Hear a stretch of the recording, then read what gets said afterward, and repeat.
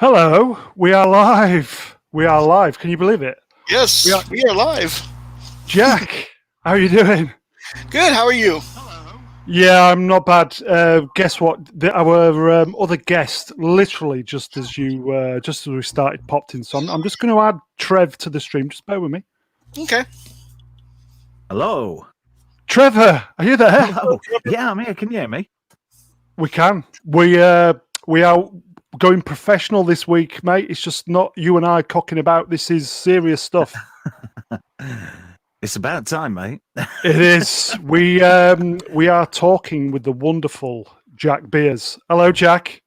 Hello. Hello, MB Geek. I see him in the chat. Hello there. Hello, Trevor. Yeah, Hello.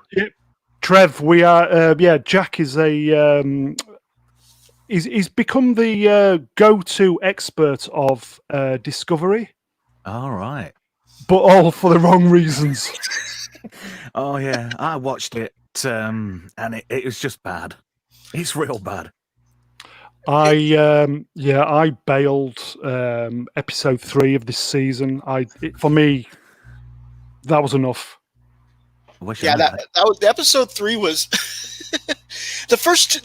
The best episode I would say of that season would be the second one, where there's hardly any Michael Burnham in it.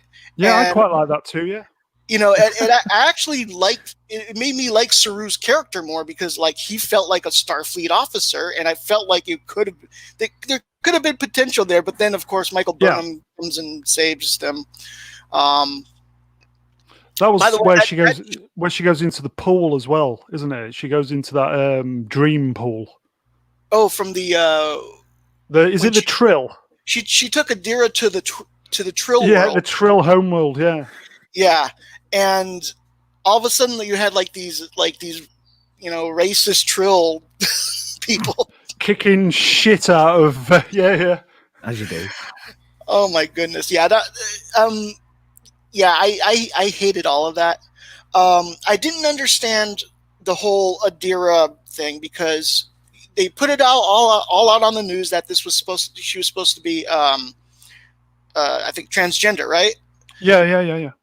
And so when that episode comes on, they say, "This is her," and then she's like, "Yeah, this is she," or "This is her," or something like that. It was like that would have been if you were gonna stand up for your pronouns, that would have been the good time to do that. But it took 8 episodes, before she did it, and she did it to Stamets. And then Stamets is like, okay. And then apparently Stamets told everybody because all of a sudden everybody now refers to Adira as them. Yeah. Oh dear, that's the thing is with Adira. Obviously, we had all the publicity before. Right. When she came on, I didn't have a problem actually. I quite liked Adira. I don't hate her character so far. I thought in the last episode when she was in that hollow world and they changed her to that. I thought that was hilarious makeup. That was hilarious. I thought it was pretty funny. That whole plot was shit though. It was a mystery box inside of a mystery box inside of a mystery box. It was ridiculous. It was a Kelpian in a Hollows program in a crash ship on a dilithium planet in a nebula. It was like, what the fuck? And they do it piece by piecemeal. Like every episode they get closer and closer, but then like it's not even satisfying. It's Mummy died and he had a tantrum and he unknowingly caused this thing. And then they spoilers. Yeah, and then something about his DNA is like with the dilithium, and so that's how he's able to do it. Was I know. I've read all the little bits and bats, and as a long time fan of Star Trek, it's like, what the fuck? I think they need to rebrand the show and make it Star Trek Discovery: The Search for Plot. The Search for Plot. Yeah, there you go. The Search for Plot, because. Yeah, the most of the plot is most of the plot has to do with the fact that nobody knows how the burn happened. And so all of a sudden, Michael Burnham and Discovery come in from the past, and within 15 episodes or 13 episodes, they figure out the entire thing in a way that was so easy that anyone could have actually done it if they actually did the effort. You know what I mean? But do you think it? Do you think it's very, very convoluted though? With what do you think, Trev? Do you think it's convoluted as well, or? I think it's very derivative of a lot of other programs as well. What you mean, like stealing ideas? Yeah, the whole thing about stealing ideas. I mean, the show, if you remember back to what Nerdrotic was saying about the whole first season, the whole plot around Spore Drive, and how they more or less allegedly stole that idea from a video game. Was it another? I can't remember. Anas Abdeen. That's it. Anas Abdeen, yeah. And the whole tardigrade thing, that was very obviously plagiarized, and yet they got away with it because money talks. The lawyers, regular guys just walk. So, it didn't start off on very good ground with me. And I've seen so many elements of other shows and other sci-fi genres being dragged into that program. It's almost as like the writing team haven't really got a fucking clue what they're doing. So I think they've just gone, right, we'll chuck all these ideas at the wall, and whatever sticks, we'll have that.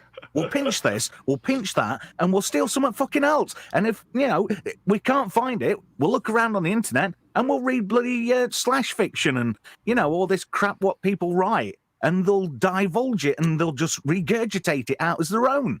And that's all they've done all the way through this series.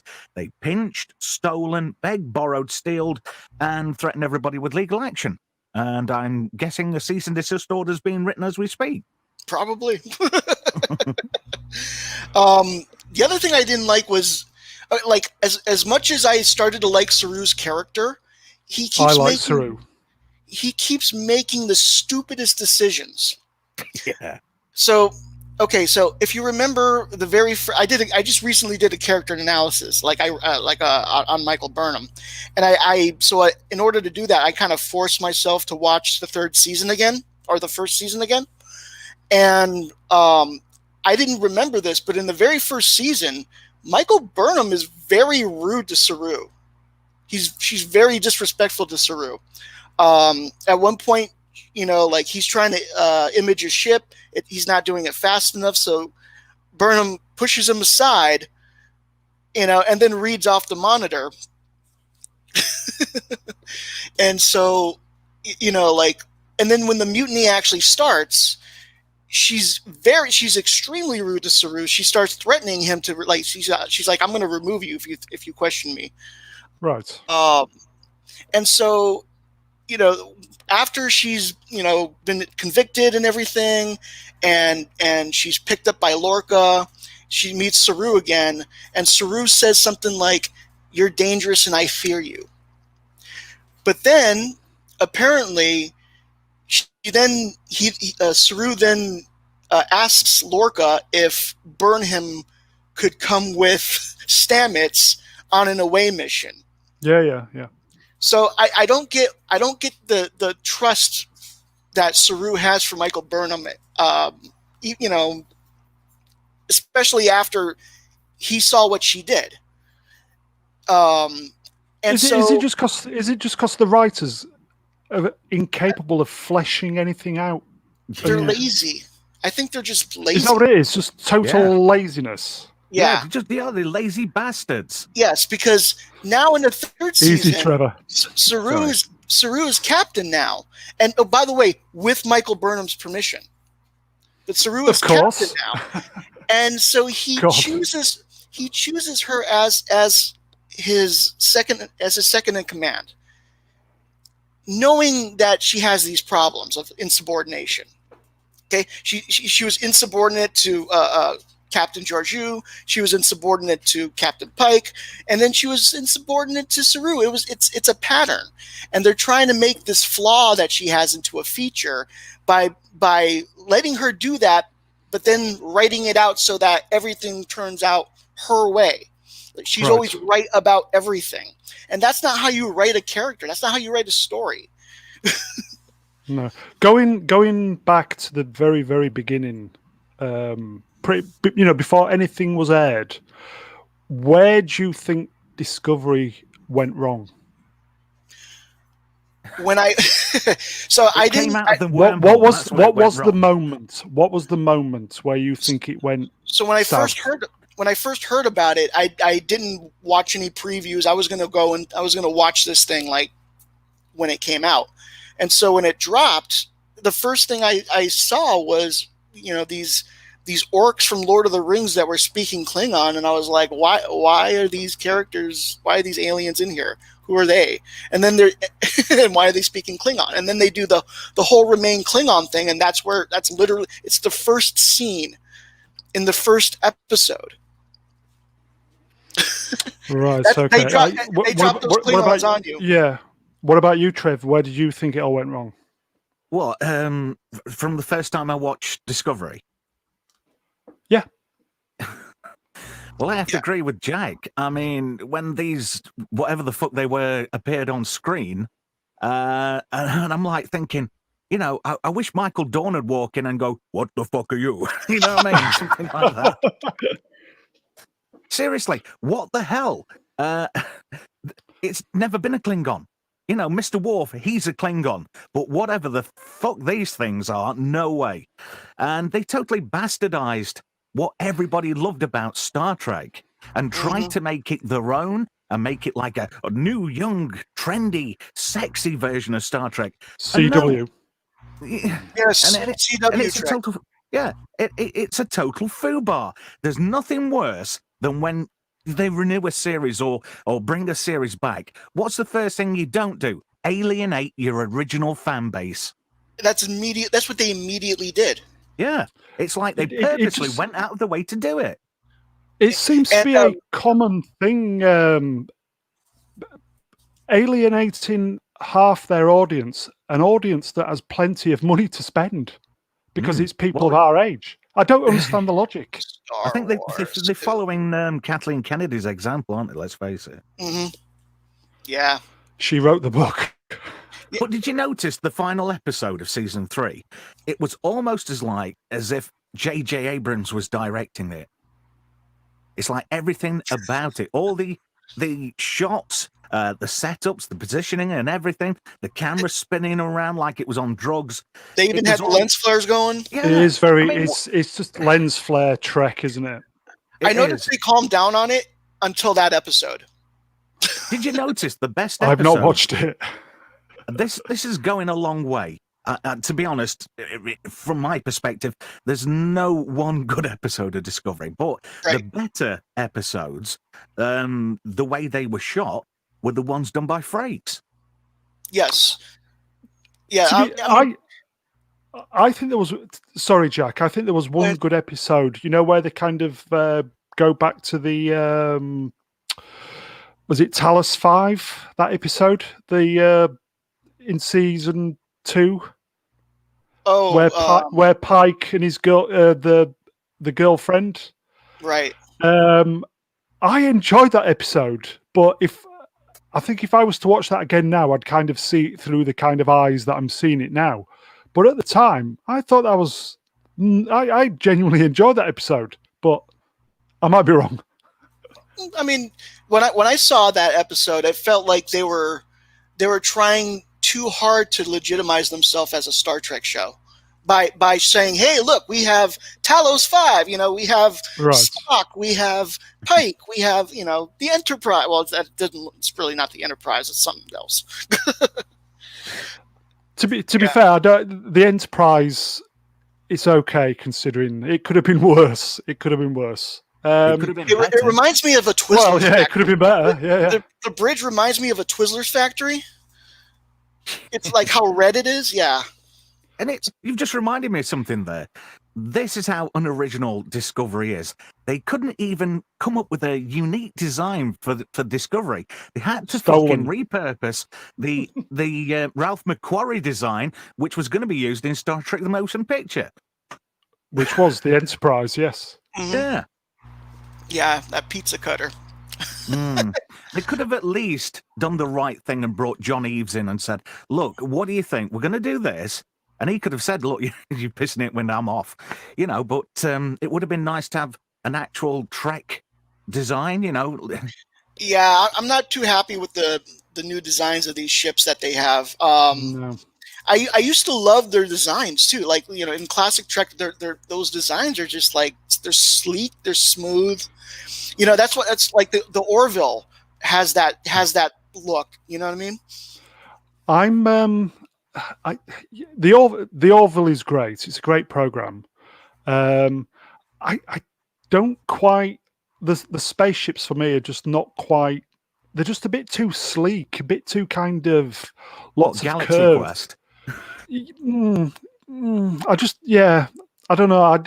The ships, I don't get them, and I love spaceships. And do you know something? They didn't even try and attempt to keep things Starfleet in Star Trek Picard.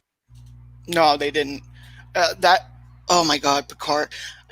Picard was my last hope for them to make a decent Trek show. I was I was so hoping that it would be good, and then we got the leaks about the plot and everything, and it was not. It was horrible. If you're looking at your screen, gentlemen, have a look at what I'm going to add, because I was going to kind of broach this on a separate topic, but I think you've kind of mentioned it. So can you see that? Oh yeah, fucking hubris. That one. Yep. That Admiral was Clancy. That was the moment where Star Trek writers booted us all hard in the bollocks. Yeah. Is that the professional term for it, Mr. Brown? It is. That's in the balls, Jack. Yeah, that was horrible. Yeah. Picard, he's an admiral, retired, sure, but he asked for a very small request for a small ship that they could have completely done. They could have completely given him a ship. They could have completely given him a small crew. And we wouldn't have had to sit through 3 episodes of him trying to get up into space. He would, those whole 3 episodes, they could have squeezed that all down to 1 episode. His ass should have been in space by the end of that first episode. I think with Picard, I bailed after episode 2. I just thought, no. Oh, and then I don't like where this is going. And then came episode 5. And the rest is history. Episode 5 was the Icheb eye pulling. Oh yeah. Oh yeah. They actually had.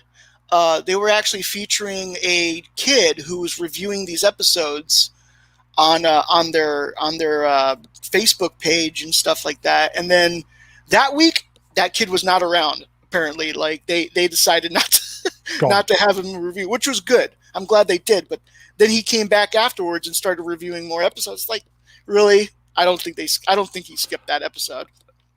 Jack, I've got NB Geeks Let's Talk in the chat. He's asking for you to send him the link to come on here. Oh, okay. I'm sorry. Because he feels like you've two-timing him with me. Oh no! Hold on. Let me. Going back to the original question, where did it all go wrong? I think when Nick Meyer and Brian Fuller were originally writing Discovery, I don't know about you, I was very, very, very hopeful, because I just thought 2 people who know what they're doing, this could be quite good. Well, that was the snare to pull in the fans, and then they got the sack. Yeah. But if you think about it, just before we move on, I didn't get a chance to say this, but my final thought on Star Trek Picard. It was basically a badly drawn out sequel to Nemesis. Yeah, I can agree with that. With Nemesis, I think it's very underrated. I recently watched it again. I like it. I remember we went when it was out at the cinema, being kind of massively disappointed. But you know, time and distance can, and different eyes. I genuinely don't think it's as bad as people make out. What do you think, Jack? I didn't hate it. I hated that they killed Data. But I did like that they at least did it in a respectful way, in a heroic way. Yeah. I thought it was an interesting concept. Like the Romulans could, they found some Picard DNA and they cloned him, and but because this Picard had grown up in completely different circumstances, he's more evil, and Picard actually tries to connect with him, tries to tell him, hey, there's more to life than revenge and all this stuff, and it just doesn't work out for him. I think the premise with it was the cloned neuron or something of Data. It was a positronic neuron, which that's not how it works. Yeah. A neuron does not hold the entirety of someone's memory. The neuron, what a load of old fish tripe. A neuron is what is the building block of a memory. Like, you need thousands of neurons to have a complete thought. You know what I mean? Jack, your friends arrived. NB Geek, hello, sir. Hello, sir, Mr. Brown, World of Trev, Jack. How are you doing? God, oh my God, I've been so busy this last week. Jack, I don't even know if I've given you an update on what's been going on. I know that you've been moving, so I figured you've been busy with that. It was so tiring. It was so tiring this week. Worst day was when, and I'm glad I did it in one day, was getting everything out of that damn attic, because the next day I actually got up, stepped out of bed, and almost fell over because my calves were burning so bad from the pain. It's freaking ridiculous. Moving sucks. Jack, I know Jack and I reviewed all of Star Trek Lower Decks, and honestly, I hate to say it, but I agreed with Jack with that one. That was actually the best Star Trek we've gotten, or as close as we could. And I would agree with that totally. Totally. And it's like, I wish what they could do is either make Lower Decks a serious drama, or take the writers from Lower Decks and transfer them to the Discovery Writers Room, and take the Discovery Writers Room and transfer them to the unemployment line. Well, I don't think I want to watch Discovery ever again. And I bailed. And I just don't think, for me, no. They need to have a season where Michael Burnham goes away. Like they're going to have Saru go away in season 4. That they need to have it where just Michael Burnham goes away and everybody else shines, because they don't do enough with these characters. They don't do enough with Detmer. They don't do enough with Bryce or Owo. Like, they did a little bit with her in this last one where they made her like plant the bomb for the nacelle, which was fine, but they don't really do enough for these characters. And then when they try to do something for them, like what they did with Tilly, which was the weirdest thing, they made her first officer even though she's an ensign. And barely been out of the academy for what? She's been out of the academy all of 10 fucking minutes. Hey, right. Let's give the chair to the newbie, yeah? Right. She's an ensign. When we first met her, she was a cadet. Yeah. Okay. Now here's the bridge crew. Bryce is a lieutenant junior grade. Above her, Linus is a lieutenant junior grade. Nielsen, who was Arium, but now it's the same girl. Oh, right, okay. It's a lieutenant. She's a lieutenant. Detmer is a lieutenant. Stamets is lieutenant commander. Cobra is lieutenant commander, and Jet Reno, the one that you hardly the annoying one, she's a commander. Oh God! And the funny thing is, she was the character I liked the most out of Discovery. And so, like, you would think that Saru would go to Reno or Cobra or Stamets first or something like that, because they would at least fit the bill. Probably rank-wise. not the chief medical officer, obviously, but Well, I yeah, would agree. you're right. Maybe not Cobra, but Stamets or Reno. You know what I mean? Exactly, I must agree. I must congratulate you, Jack, for knowing all the names of the characters, because I don't. I wrote them down. I have notes. All right. Yeah, like I don't know. I don't remember all of this off the top of my head, but I write stuff down so I when people bring stuff up, I can remember it. NB Geek, have you seen all of this season then? Nope, not even close. That's one of the You reasons lucky why. man. No, now here's how it went for me. I watched all of season 1. Fucking Same here. hated it. Hated it with a passion like you would not believe. I know Jack Okay. has heard me talk about it on our streams together and stuff. And, I got to a point I was even like, I don't even need to watch this. Other people are doing it. And, Jack will get on there and he'll do his little Twitter stuff. And I've seen him make people cry. As I sent him a tweet one time, I said, looks like you get to mop the floor with some tears. Right. Because I'm pretty sure your bucket's full. Remember when I was doing Picard, I did the season finale, and I put something out like where when Brent Spiner came out on the show, and I put that tweet out with the screen cap, and Brent Spiner came in and started like attacking my followers. Yeah, I remember that. I do remember that. That was crazy. Brent Spiner was so. I don't know who phoned it in more: Patrick Stewart, Maria Spritz, Jonathan Franks, or frickin' Brent Spiner. I don't know which one phoned it in more for that show. I think that show shouldn't even have been called. Jack, I think we talked about it. That show shouldn't have even been called Picard. That show should have been called it shouldn't have been something made. else, because Picard wasn't even the main character in the whole frickin' and all he did was get beat up by women all the time. I mean, every fucking woman. I mean, the admiral who used to the very first work for him. He's 95 years old, and there's an explosion that blows him back like 20 feet, and he survives that. With like it's the same thing with like Michael Burnham falling from the sky after crashing into Book's ship. She creates. I remember you talking about that. Yeah, she creates. So funny. She creates. She starts fires in the crater that she created when she falls, and when she gets up, she's like, "Oh, like she like, my back. My back's a little sore," and then like she's fine. Like. Cheeky fuckers. I think Picard, the series, that should have been made 10, 15 years ago and not made now. It probably would have had more testicles. He would have. What were they thinking? Was it just a cash grab? It's just cash grab. Yeah. Cash grab. I would say cash grab because they he thought just needed money. I guess he wanted money or something because hasn't he got enough? It's Ian McKellen's birthday next month.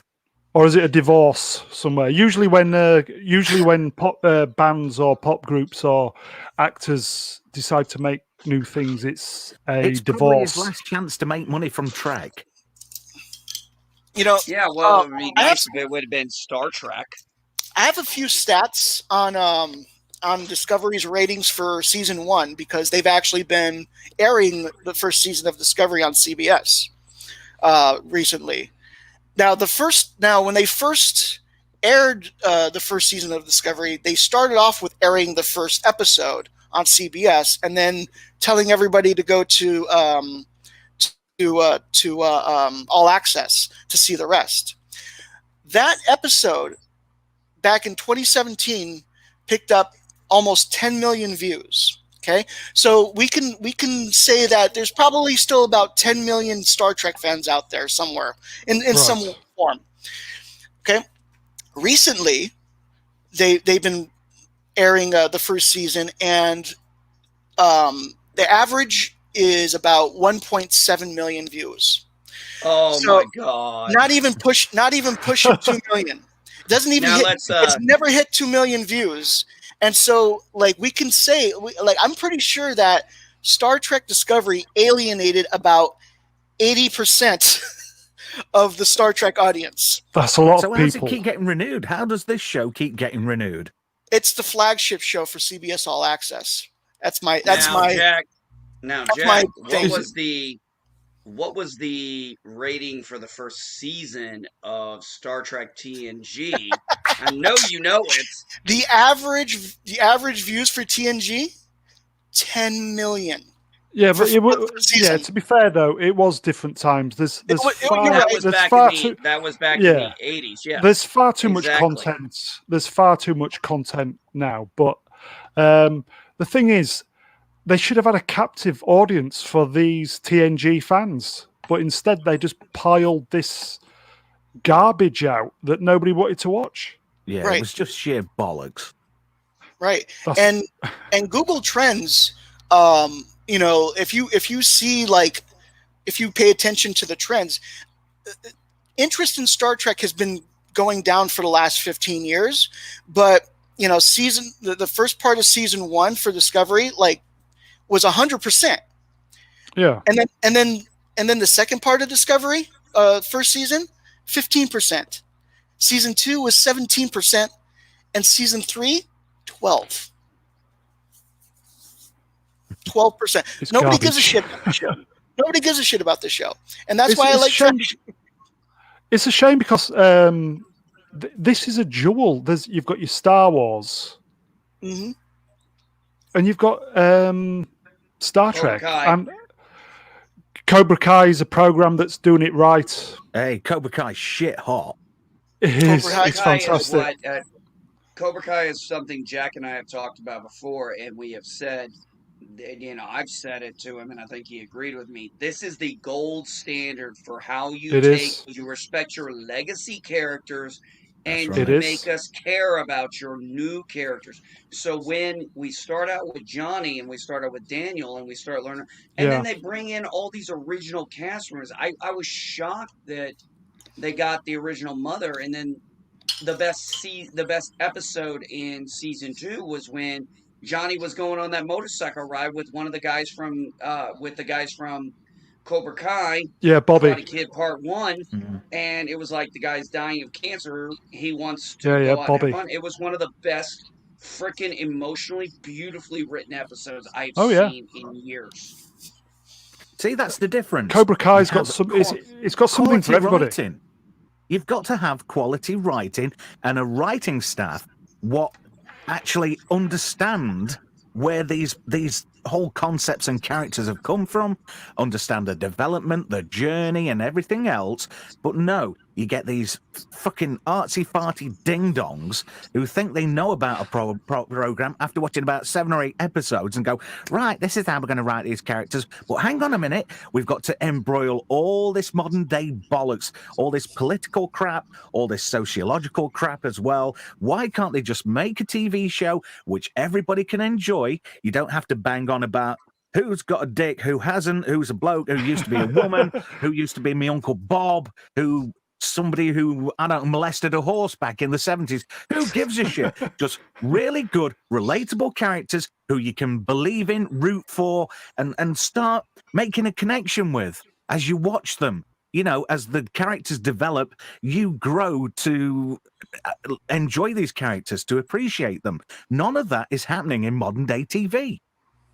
One of the best things about I will say Mandalorian does it right too. Mandalorian does it right as well. Mandalorian was, when we talked about it, Jack, it's 16 episodes, and let's put it this way: in 2 seasons, they made us care about, get an emotional connection. Okay, we can talk about the Luke Skywalker thing. I know you and I did it for 2 hours. Yeah, we had a moment, one time. yes.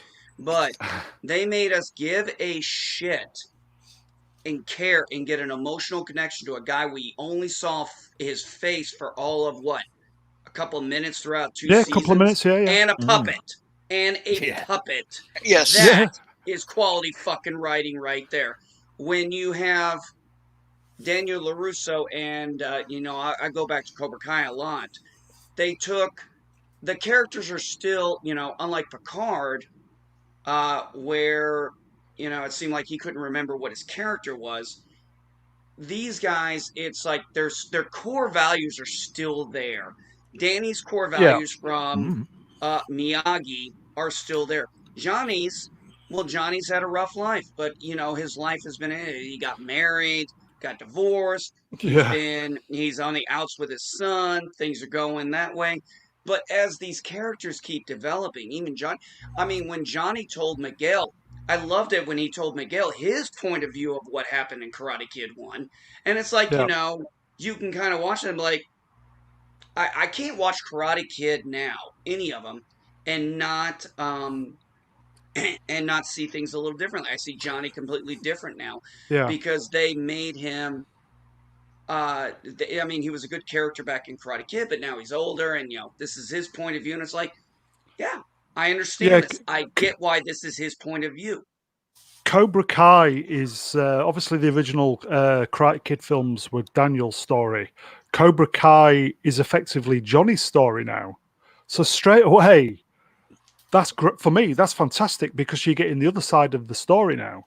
Mm. And the reason why I like Cobra Kai so much is the writing is very, very good. It pokes fun at itself and pokes fun at the kind of woke culture that's going Yeah. on. Yeah. And- how, and many essentially- how many digs has there been at Snowflakes? Essentially, when you think about it, you've got all the kind of characters that are there representing everybody, but the writing is so good, you don't even see it. It's just so good.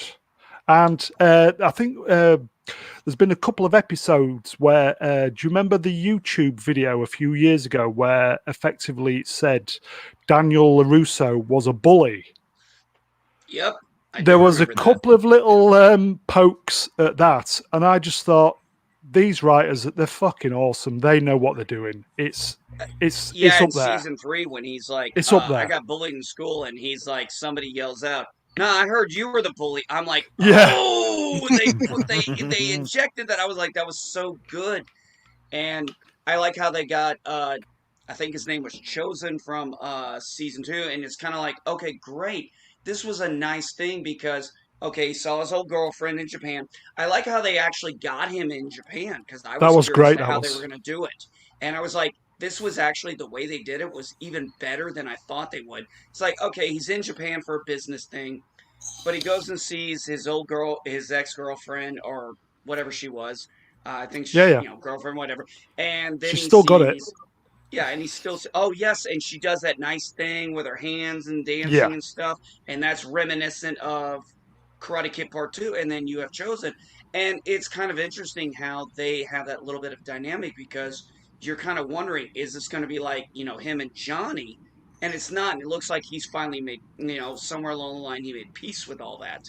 And they had a very good arc, and I liked how they were able to wrap that up in a 30-minute episode. It was just done Yeah. so well, whereas Picard, Lower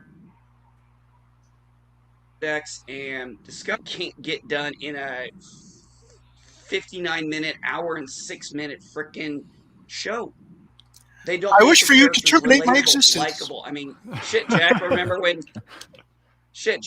when we were joking about season 1? We're like, who the hell are these people in the bridge crew? We don't even know their names. Right. Until And Jack shows does. up in season 2, we don't know anybody's name. Yeah, they they didn't tell you their names. Like, I think Detmer was the only one that, like, they said her name once in like one of the episodes, but then you didn't know anybody else, and so that was a main complaint. I think I noticed that when the major things that we complained about, they usually change. Yes. Like the main thing we complained about was the Klingons and the fact that we didn't know the characters, and so the second season they toned down the Klingons. They make them look more like the traditional Klingons, but they still get it wrong because you're still in the timeline where these Klingons are supposed to have smooth heads. Right. Okay, Some fuck of it. them. So fuck it. We're just going to go all the way into the future, like to the 32nd century. And we're not even going to bring up the Klingons anymore. Are you happy now? No, because the show still sucks. Just quickly going back to the Karate Kid. Was it you, Trev, who's got the Karate Kid Star Trek trivia with regards to the that woman who was in it? Yeah. Yeah. Here you go, boys. This is right, top trivia. Right. This is going to put things to rest, right? Tamlin Tomita, who was Daniel San's girlfriend, she was Commodore O, and she did a better job in Karate Kid than she did in fucking Picard. Oh my god! Yeah, I didn't- remember that. Oh yes, Miss Ray-Ban. Holy crap! Yeah, you didn't know that, Yeah. Jack? Yeah, I saw didn't- that I when I never was got looking the up the Well done, character. Trev. Hey. Yeah, I was looking up the character and I was like, oh shit, she was the she was the Romulan wearing the Ray-Bans pretending to be a no. Vulcan. Not the Vulculin. I couldn't believe it. Oh my god! And she's so much better in Karate Kid. Oh And yeah, it- amazing. You know, like and it shows you, it really shows you what good writing, good directing, good producing can do. Because the actor can only do so. I mean, I Right. know we put a lot on You the actor, but the actor can only do so much with what they have. And Jack, you're you went to school to be a film. You went to school for film and stuff, so you Yes. understand this. right. You I know? mean, you have to have. Okay, so with Picard, like, okay, you got Patrick Stewart to reprise, Picard, Jean-Luc Picard. That's a big fucking deal. It Okay. is. Because this is the guy who didn't want to reprise that role, and you somehow got him to reprise it. And now Ka-ching. And now you're gonna, basically. But now you're gonna take that opportunity and squander it. You're gonna have admirals curse him out. You're gonna have, old Starfleet people, who like Rafi, tell him off, and then like join him. He's got to go on this quest to like find a bunch of people just so he can go on a quest. You know what I mean? Well, I think what hurts the most is that Sir Patrick Stewart was complicit with all this, Yeah. wasn't he? And I think Yes, that's. he was. I don't know Yeah. about you, Trevor. For me, that was the boot in the groin. What about you, Trev? You don't let Grandad drive the ship at warp drive. I mean, he's too old now. Let's face it. The guy is an actor. He's a great actor. But when it comes to putting input in a show, nice try, old man. He was the one who thought it would be funny to be tea, Earl Grey, decaf. Yeah. Like Rafi said, she got a choking old bitch. Okay, here's the thing. You know what killed me with all this new Star Trek was Go on. even Lower Decks and stuff is okay. I'll drop a fucking F-bomb any day of the week. Fuck does not belong in Star Trek. No. Fuck Agreed. does not belong in Star Trek. Period. I don't like in the discussion. cursing. This I is for you, understand Geek. I understand why. There you go, why MB Data Geek. That's for you. said, That's "Oh, for you. That's for you, shit." mate. That's for you. Oh god, Yeah, but- fuck that. Can you see it? Where that kind Yeah. of, like as it's been said before, that kind of language just does not belong in Roddenberry's universe. No, I think that what you see on screen is the Star Trek equivalent, and not in a good way, of the Luke Skywalker moments. It's almost like the mirror universe of the Luke. When he threw the lightsaber behind his back. Yeah, I agree. Yeah, I was. totally the opposite. In fact, you're right. I had the exact same feeling when she did that. I had the exact same feeling when Luke threw his lightsaber over. Yeah. One of the things that too is it ruined the ending, and I think Jack, we've talked about this, and other people I've talked about this on chats. First off, here's my first thing: that sequel trilogy should not have been called the Skywalker Saga. It had nothing to do with Skywalkers. Period. Is that that's the newer ones? Yes. Yeah. Yeah, the sequel trilogy. Yeah. But you have that point in The Force Awakens where she's handing him the lightsaber after he takes off the hood, the robe hood. So much And potential in then that we go moment. into the next episode, and he just throws it over. I'm like, I immediately was like, and literally you could hear it in the entire audience. Everyone's like, "What the fuck?" I mean, literally, Yeah. Should have just walked out the cinema at that point. That was literally you're right. That was literally the audience's reaction. What the fuck? Like, I heard a bunch of that too. Yeah, because we're all like, This is not Luke Skywalker. And this is where I was going with when I said about Johnny and Daniel. They're still, even though this is 35, 40 years after Karate Kid movie, the 3 or 4 Karate Kid movies. I don't know if they'll ever be able to afford Hilary Swank for, from the Oh next yeah, Karate yeah, Kid, yeah. but they got Nice Elizabeth trivia. Shaw. They got Elizabeth Shue on, so hey, there's always a Still got it. possibility, and she still has it. But they did it so well with the writing. They explained why she showed up. They explained why her character's there. Okay, her family still lives there. She went back home. She's going through a divorce. She has a child. Okay, that all makes sense. And they even tried to fake us out in Cobra Kai when it was like, yeah, the medical specialist is here, and you see the person turn around, and everybody thought it was going to be her because we knew she was a doctor, and it wasn't her. And I was like, ooh, nice. I actually said, nice fake out. Yeah. I said that was a great fake out. And then the reason why she's there and the reason why she sees Daniel and the reason why she sees Johnny, because Johnny's already talked to her and, on Facebook and stuff. And he still lives in the town and Daniel's at the club where they're going and that's, all that stuff The fits original nicely. club where the spaghetti went all over the. Yeah. Yep. But I mean, they did a good job with that. Whereas they still put the core of the characters together. Like when it was so funny when Daniel's wife and Elizabeth Shue's character are talking, and she's like, "Oh, I want to talk to you about some stuff," Yeah, and the you dirt. you you see that band, you see that little fun. It's like, oh, I can learn some stuff about these two because she's dated both of them way back in the day, and it's just really well written and really well directed and really well produced. Whereas because it's still you feel like these characters still are at the core the people you knew. Johnny is still Johnny. Johnny's just older. Whereas Picard, I 10 episodes, I've watched 30 episodes of Cobra Kai, 10 Yeah. episodes of Picard. I I didn't see Picard anywhere. I saw Patrick Stewart, but I sure as hell didn't see Picard. Do you think having Yeah, the you know main who it was? character? It was the Sorry, sorry, it was sorry, Jack. I'll just say, do you think it helps with Cobra Kai that the main characters, Johnny and Daniel, are exec producers? Yes, because Because when you look effectively at it's their older baby as well, isn't it?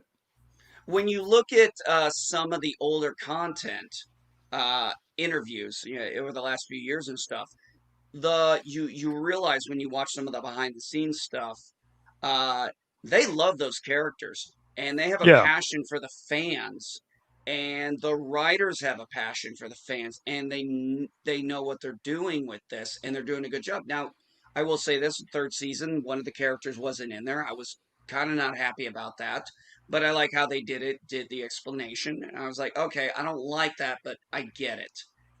But it Which was character still was that? uh Danny's daughter's best friend, the one who was Right. the nerd.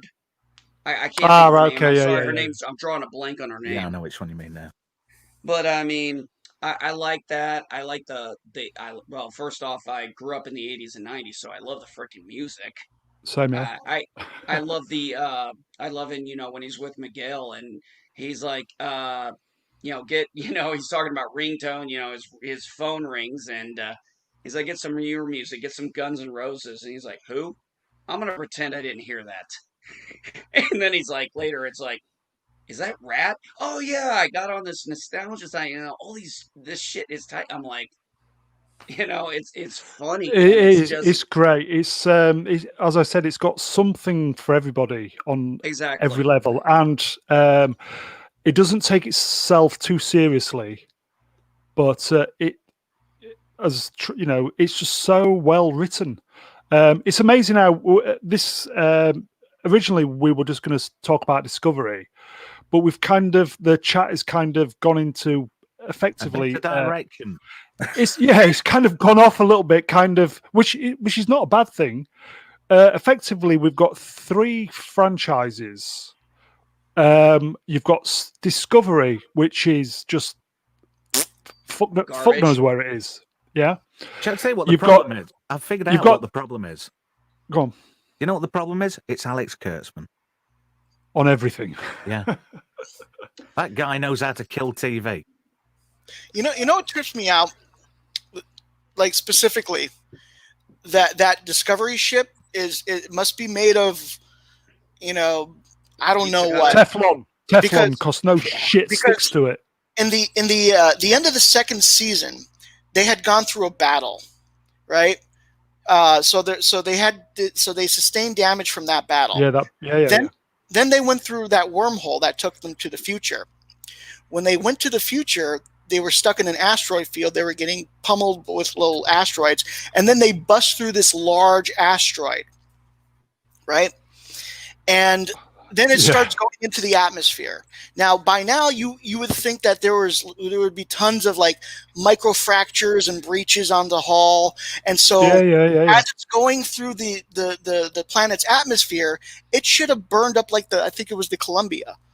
Mhm. You know what I mean? Yeah, I But think you're right.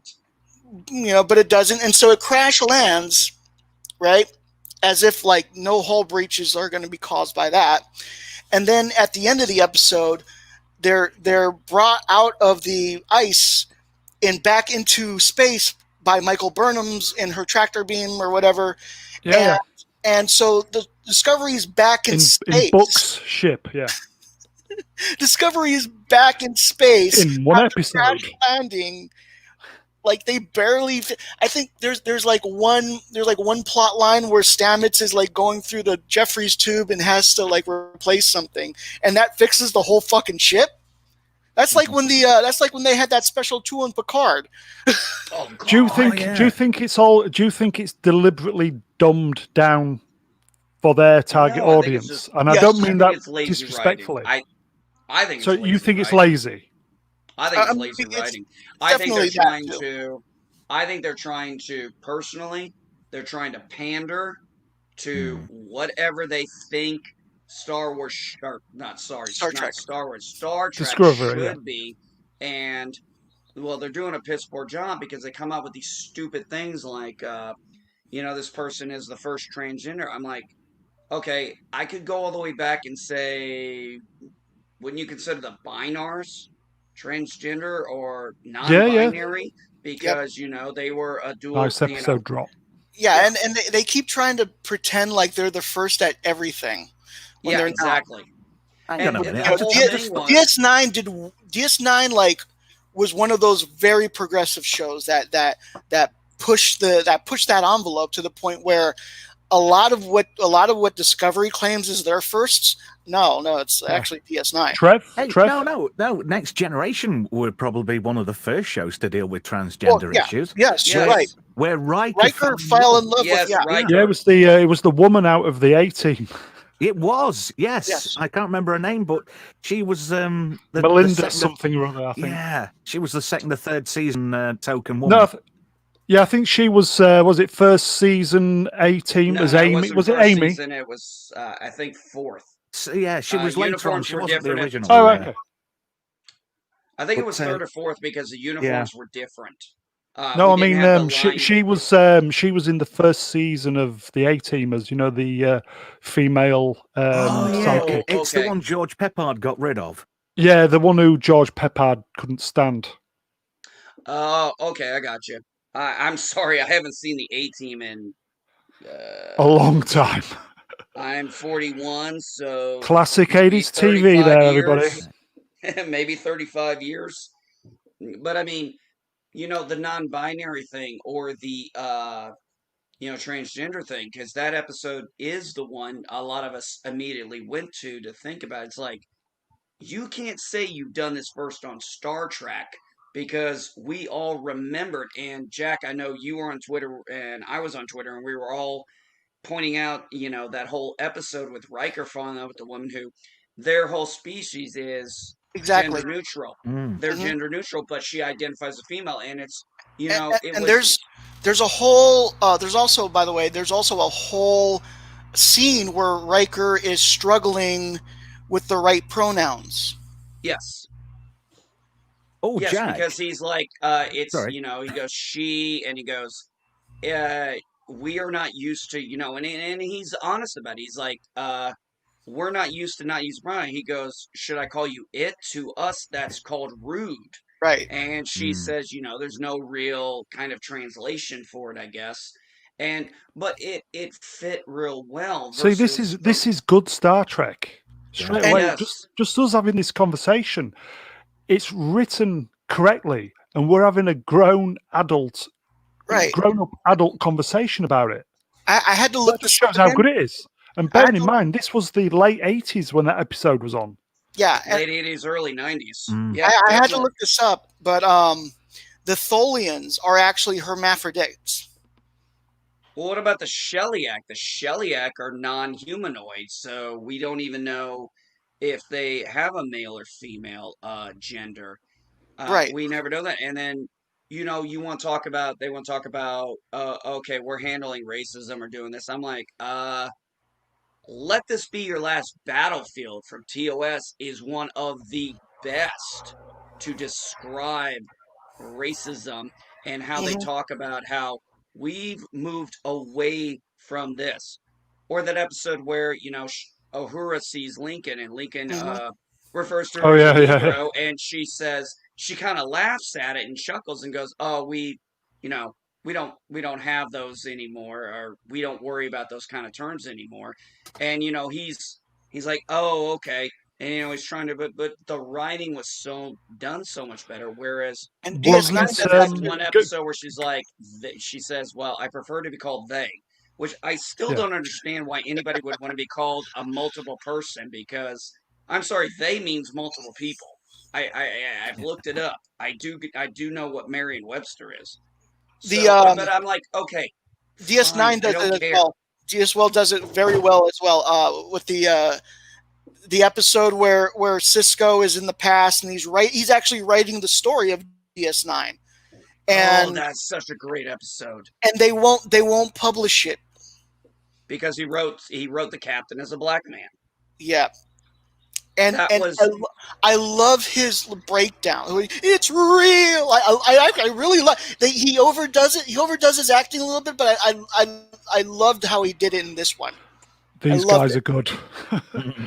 Listen, guys, I commend your Star Trek knowledge. It's at a far deeper level than mine. I know Trev's well up on his Star Trek as well, so I salute your Star Trek knowledge. It's fantastic. Well done.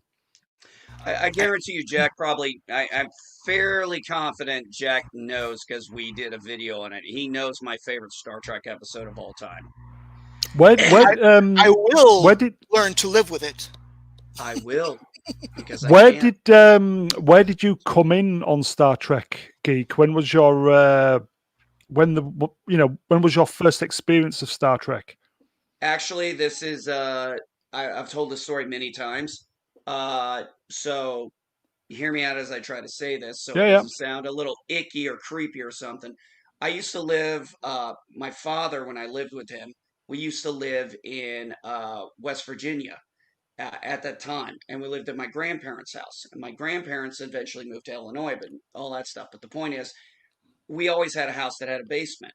My grandmother's health issues were getting bad, so we couldn't go to the movies like we used to do. So my grandfather would go to the local video store and rent movies and then record them. And so we're talking kind of mid-80s. Yes, we are talking mid-80s. Okay. Yeah, we are talking mid. Actually, we're talking when Star Trek TNG came out, because 87. We were watching the pilot for TNG. This was my first experience in Star Trek. My grandmother hated Picard. She hated that guy, so she brought me downstairs to the basement and said, "Let me show you what Star Trek is." And she had all 79 VHS cassettes. I wish to God I had those. So I started with the Cage, and I finished off. So I was watching Star Trek 1987. I was 6 years old at the time.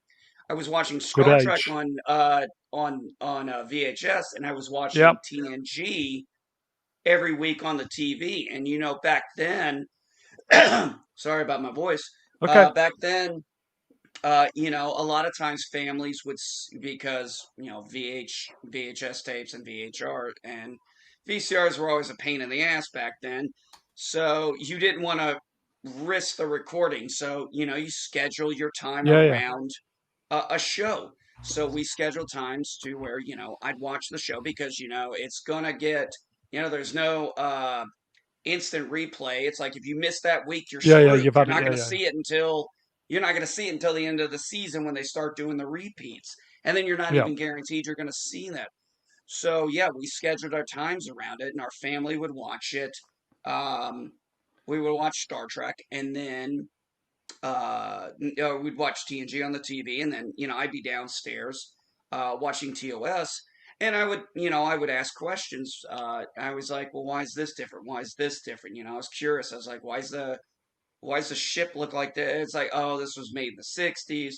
Yeah, yeah. But I was also raised on classic movies, westerns, Okay. classic horror. My favorite horror movie of all time is a movie, I don't know, most people don't know it. Uh, Although I found out Mr. Lundell has it on Blu-ray and I'm jealous, is called Them. It's one of my favorite horror movies of all time, or science fiction. You can take your pick on which way Yeah, you yeah. want to go with it.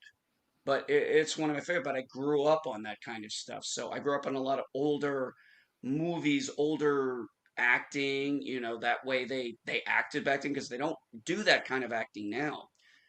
When I saw Citizen Kane for the first time, I literally wanted to shit my pants. I thought it was so good.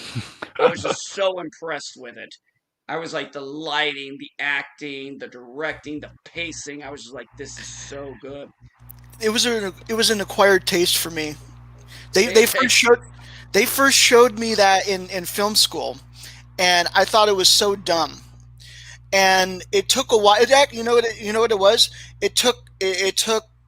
Um, it took maturity and wisdom and a little bit of years.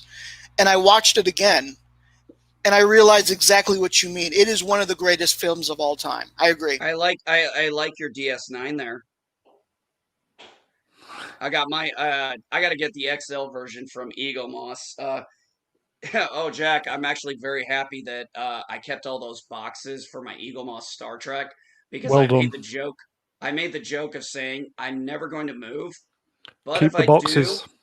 I was like, if I put all this shit in a box and don't pack them back in the packaging box, I'm gonna open this thing up when I move, and I'm gonna basically be looking at the Battle of Wolf 359. I'm like, yeah. I'm like, no, no, no, no. I'm keeping the boxes just in case. You're right. I've I been I've, I've been starting to keep some of the boxes. Like I have the box for this thing, this got to Horgon. keep the boxes. Keep the boxes. Yeah, I keep Hey, the box for that. So I know I'd when I move, it's gonna go in the box, so that it'll be easier to. So going back to the Geek, so effectively you kind of binged the original Star Trek and Yes, weekly TNG in one big lump. pretty much. And then DS9 came out, and I was really excited about it It's because a way I to do actually it. really liked Chief O'Brien. Yeah, Now, yeah, great character, I was a little confused if it was going to be like Babylon 5, because I do love Babylon 5, don't great get me wrong. program. definitely. Great program, absolutely, but it was serialized, and I didn't know what I thought DS9, because it came out later, might look like a ripoff, and I know that was a Yeah, conversation that happened. yeah, But Chief O'Brien was one of my favorite characters on TNG, so I really, because he was enlisted, and yeah, as an adult Yeah. now, I was enlisted for 20 years before I retired. My wife was enlisted for 20 years, and yeah, that yeah. was one thing Star Trek uh, was very kind of wishy-washy on, was the enlisted folks. So I love the fact that True. they had a chief petty Okay. officer. So you I could don't know if you you. effectively you could relate to him. But it was a Well, lieutenant in Next Gen. I related to DS9. Okay, so when COVID happened and everything was in fucking lockdown, I said, Yeah, screw it. I'm going to binge watch. Like, I got Netflix. I started with TNG and I started watching Deep Space Nine again. and I connected more with DS9 than I do with any other one, especially Cisco, because one, he came out of the box as one of the most badass captains. I don't care if he was Yeah. a commander. That Yeah. man was Yeah. a badass captain. I mean, when he told Kira, she's like, I didn't think that would be a good idea. He goes, and she's talking about the whole thing in Emissary, and he's like, remember that the next time you talk to the Admiral, go over my head again. I'll have yours on a platter. And it was Nice. You so good. punched me. Picard never punched me. I'm not I'm not Picard. And After seeing Picard, I cannot watch TNG anymore. I just you can't unsee it. one of the other things I related to. I take what I do is I take the Picard show. When I watch TNG, I take the Picard show and it doesn't exist. I don't even remember that show. You're a better man than me. I do that, like I have at least probably like the mental discipline to do that, to like separate. Like, I don't think that Picard or Discovery or even Lower Decks is really Star Trek. No. Episodes.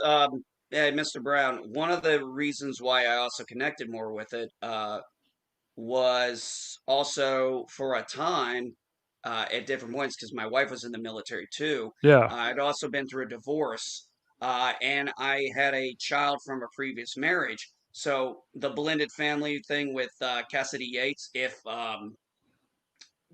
he hadn't gone to that, it would have been a blended family. And one of my favorite episodes, I mean, besides in the Pale Moonlight, I mean, most episodes in DS9 is the one where it's dealing with the Bajoran sail ship, and it's a father-son episode, and it's one of those rare gems we didn't get a whole lot of in Star Trek. And I really, even with Wesley and Dr. Crusher, we didn't get that mother-daughter really dynamic. I think I need to revisit DS9. Trevor, where did you come in with Star Trek? I thought when I was saying when Dad had just come in with that beer, I was watching Jack with his beer. I had to go and get one. I know. Where's our beer? I'm drinking it for you. All right. Where did you first? Star Trek. It must have been around probably about 1978, 79. And that was when BBC Two was rerunning the original run of the original series. And there wasn't a deal of science fiction on the TV back in the day. So it was either Doctor Who or it was Star Trek. Luckily, the year after, Blake 7 started. So it was a kind of a mishmash of the two for me. But I really enjoyed the fact that Blake 7 was the English rip-off of Star Trek. So that was good.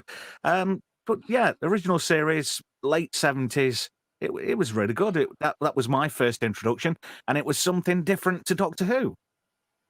I will just say, guys, over in the States, you should check out Blake 7. You'd love it.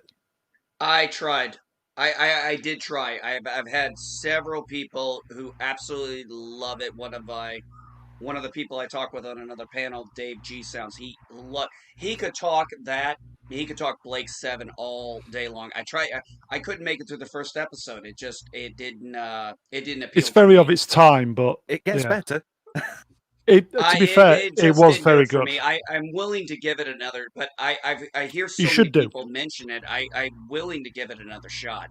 Yeah, I was at a time, I think, I was probably only doing like one episode at a time of shit, and then I was like, okay, if I'm not interested in the first, but I'll give it about 2 or 3 episodes, maybe after I move to Indiana. I think Gary from Nerdrotic, somebody who I know got him into Blake 7, so I know he's been watching it.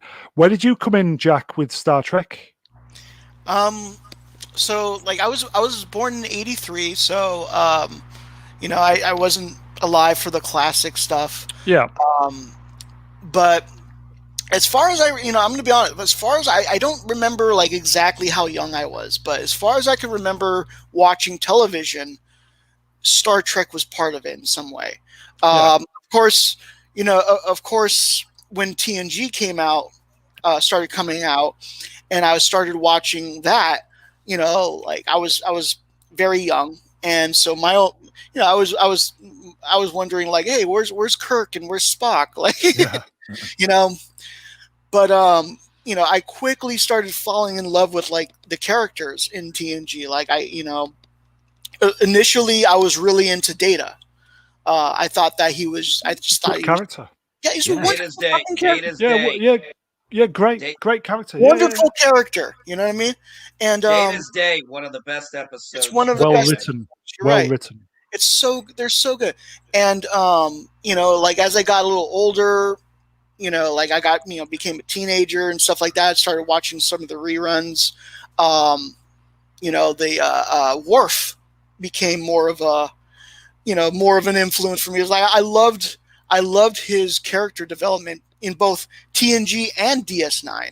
Yeah. Yes. Yeah, Yes. agreed. Yes. I loved his relationship with Dax, with Jadzia Dax. I wish they didn't kill her off because it would have been cool to see where that would have gone. But you know, I loved seeing him struggle to both be a Klingon, but still have some sort of humanity in him and stuff like that. And so I loved that dynamic. And then when I got more wiser and older, and I rewatched stuff again, suddenly my favorite character became Jean-Luc Picard. And so I ended up studying Picard. I studied him. Somebody's got to do it. I studied him because I wanted to be more like him. And so I can never really be like a character like that. But morality wise, I base my morality off of the character of Captain Picard. Measure of a Man. Yeah. So yeah, like whenever stuff happens and I'm like, I gotta make a decision. I think of like, would this be something that Captain Picard, not the other Picard in that other show, but Captain Picard in G. As Q mentioned in one of the episodes, he likes to appear just for the fine speeches that Picard makes, which were absent in the Picard show. He tries to make a few speeches, but they're so weak because the people writing it don't know what the fuck they're writing. It's so sad because you watch Measure of a Man, you watch of these other shows or episodes where Picard has like a really strong speech. Drumhead. Great episode. The first duty of every Starfleet officer is to the truth, whether it's scientific truth or personal truth. It is the guiding principle of which Starfleet is based, and if you can't find it within yourself to stand up and tell the truth about what happened, you don't deserve to wear that uniform. Holy shit, that was a great speech. That guy's good. I like how Donnie well Pearson, done, Jack. Johnny Pearson brings this up. I thought it was funny. When I first saw TNG, first thing I noticed was I actually said this because I was a kid, and I said, it's the guy from Reading Rainbow. I didn't put that together until the Reading Rainbow did an episode on Yes, Star Trek. I remember that episode. Yeah, I didn't put it and then once I saw that, I was like, oh, that's the same guy. Okay, for us Brits, what's Reading Rainbow? Oh, sorry. Reading Rainbow like was Jack and Ori. a children's series for Jack and Ori. LeVar Okay. Burton, and it was designed for America. It was designed in America, and it ran for a very long time. Right. LeVar Burton, and it was about He was getting kids wasn't into he? reading. Yes, The whole point was getting kids into reading. Burton was also Kunta Kinte. Yeah, in Roots. Yes. And so that basically what NB Geek just said, that's what Reading Rainbow is. I remember watching it when I was in elementary school. They would actually, like, in school they would play episodes of Reading Rainbow, and that's where I was introduced to it. And it's basically for to help encourage young kids to read. LeVar Burton has been doing that for over 20 years, and even after the show has ended, he has a new version of that show, like a podcast, something like that. I have to look it up again, but he is very, very passionate about teaching kids how to read. I love that about him. Do you know what I always wanted him to say on Star Trek? Go on. Yes. I know Jack knows what I'm about to say. Keep it clean. No, it is clean. It's clean. Because you don't have to take my word for it. Do-do-do. Yep. So what he would do in LeVar Burton in Reading Rainbow, what he would do is he would talk about a book or something, and then he would kind of And always joke. end it with this kind of line, but you don't have to take my word for it. And that was like a catchphrase throughout Yeah. all of Reading Rainbow. Once he says that, like they go through like a group of kids who have read the book and they give their little reviews, and in between each kid they do this little sound, do-do-do, and then it's the next kid, do-do-do, and then it's the next kid. I loved it. Do-do, do-do. But it was a really good thing, and it was it's one of the reasons I got into reading. I'm a very passionate reader. I'm a comic book reader. I'm a science fiction reader. I've read, God, hundreds of books in my lifetime. And Reading Rainbow was really a big influence on us because you had LeVar Burton. He was a very, and I'm a heterosexual guy, but he was very easy on the eyes and very easy on the ears with the way he did stuff. And he made it fun. He was able to take, it's like, oh God, let me see. Jack, do you remember Mr. Wizard? Mr. Wizard's World, yeah. That was on Nickelodeon. Well, remember how it was kind of like it was similar in that aspect. He's trying to get you to want to read, but he's trying to entice you. Whereas Mr. Wizard was a big science guy, and he wanted to get Bill you Nye. interested in science. Yes. Mm-hmm. Well, no, I'm sorry. Don Herbert did it fucking better than Bill He Nye did a much better job, in my opinion. I loved Mr. Wizard's World. I loved Mr. Wizard's World, and I wish they would, like I don't even see that anymore. Like I like you don't see that. You don't see. It's hard to find that show now. It is. Yeah, and so I mean, like it's much easier to find. Of course, Bill Nye, the science guy. Bill Nye did it in a different way. He did it in a more hip fashion, I guess, from back in the day. Bill. I do love the theme song. Bill Nye, the science guy. One of the things. Oh, sorry, Mr. Brown. No, sorry. I was just going to say. So we'll try and get back onto Star Trek. With regards, we'll go with Picard. Do you think season 2 is going to happen? Yes, but I don't understand why it's happening because according to the lore, Picard's dead. And he's they took his they took his memories or whatever, and they put it in an android. So now he's an android. Yeah. But you have to remember that there is an actual body that they never explain what happened to that body. The body that with the artificial heart and the Borg implant. Yeah. Did they bury him? Did they cremate him? Did they eat him? Who knows? They recycled him. Do you think anybody's interested in Picard, Trevor? What do you think? Do you think No. You're not. I'm not interested either. Well, just thank God for the Expanse. Oh, thank God. Yeah, definitely. I hated Picard. I actually hate Picard more than I hate Discovery because they basically did 10 episodes of The Last Jedi. The saddest thing is that Patrick Stewart was the executive producer, and even Patrick Stewart does not understand the character of Picard. No.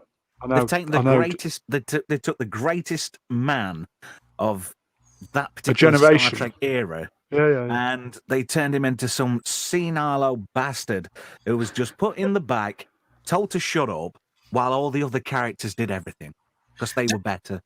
Not only that, for some reason they couldn't even say he had his. They kept saying his condition. It's like it's Ironic syndrome. Fucking. I'm like, what? You couldn't get the fucking 25% rights to just use that word? Right. They probably didn't see that episode. That's a problem. I always got the feeling with the writers is that they always watched the worst episodes. They always watched the wrong episodes. the thing is, with all good things, that was a possible future. And, Right. it wasn't because it was Q who was sort of steering Picard. But the thing is, why did they have to take that one element just to kill him off at the end of that season? Because it was weak. It was just so weak. Lazy. And the thing is, he had these Borg implants in him. Surely these Borg nanoprobes would have put the Irumodic syndrome right when he was assimilated. Yeah. Oh shit! I didn't even think. I didn't think about that too either. That's a good point. Damn, yeah, that's Yeah, oh that's a no, really shit, good point. you're right. They Then would have again, the script said so that's well why. done, Trevor. Better well writing done, than Trevor, the writers. because you're right. It's Those because Borg the implants script from said so. those Best Borg of both implants worlds. from All Good Best of Both Worlds 1 and 2, and is it actually I can't watch Best of Both Worlds 1 and 2. I got to watch the episode that comes right after, the one where he goes back to Earth. Family and is his beautiful. brother- Yes, Where he Such fights a with his beautiful brother. episode. You know, and I love that episode. It's a great and here's episode. the thing: we rag on Michael Burnham and Discovery a lot because they cry every fucking episode. They cry every goddamn episode. But here's the thing about Picard. Picard is like a proud man. He doesn't like crying. He doesn't want to cry. And so you rarely see him cry. I think there are about 4 times in TNG where he cries. Yeah. You know what I mean? And every time it's like, in my opinion, it's Oscar winning. And so but the first time you see him cry, indeed, is in Family. And Yes. he is hiding his emotions from his brother. And so he's trying to be like an asshole to his brother, and his brother's being an asshole back to him. And so they finally have a fight, like as if they were teenagers in the mud, in the vineyard. Yeah. And then they laugh it off for a second, and then he just lets it out. He just starts crying, and he took starts everything I had. I wasn't strong enough. I wasn't strong enough. Beautiful. And There was when a his brother's like, his brother goes, "This is." There was a gonna be great with you nod for to a that long episode time." as well. You're gonna have to live with that. First Go on, Trev. Contact. In First Contact, there was a great nod to that episode. Yeah. You know where he loses it with oh god, what was Alfred Woodard's character called? Oh, what's her name? I know what you're talking about. Yeah, but she's like, no, and he breaks the fucking glass. Old Ahab has to go get his whale. Yeah, he quotes Moby Dick. Yeah. Well, that's a great nod to that episode where he has beautiful.